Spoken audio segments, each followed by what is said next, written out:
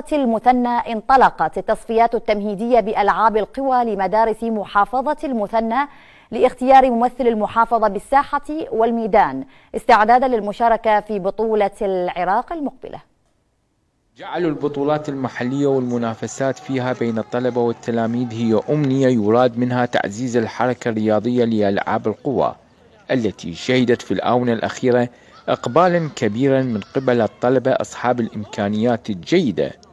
لذلك انطلقت في محافظة المثنى وعلى الملعب الأولمبي التصفيات التمهيدية لمدارس المحافظة كافة للبنين والبنات ضمن خطة وزارة التربية لدعم الرياضة المدرسية. الحقيقة لدينا عدد من الفرق اللي تضم مدارس الابتدائية والمتوسطة والثانوية، فيها مجموعات من الشباب الذين حققوا إنجازات في العام الماضي.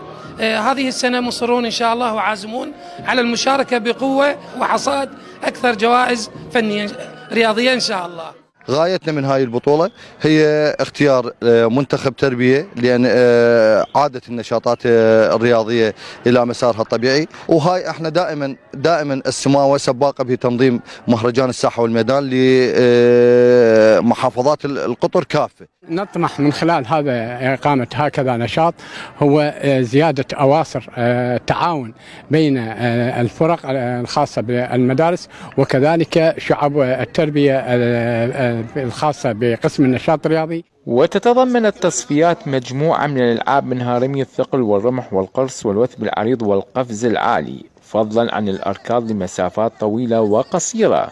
فعاليات هي 100 متر حرة، 200 متر حرة، 400 متر حرة، إضافة إلى 800 و1500.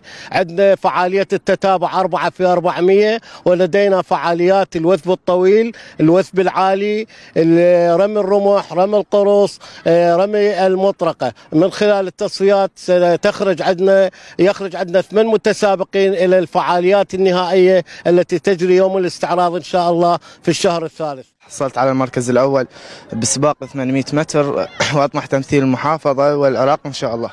وكشفت المنافسات عن طاقات واعدة تم اختيار نخبة من المشاركين لتمثيل المحافظة. الدعوة للمشاركة ببطولات متعددة بمختلف الألعاب لعلها تساهم باستقطاب لاعبي جدد لتمثيل العراق بعدة بطولات داخلية وخارجية. لقناة العراقية الرياضية، فارس الوهامي، المثنى. بوتيرة عالية يجري نادي نفط الشمال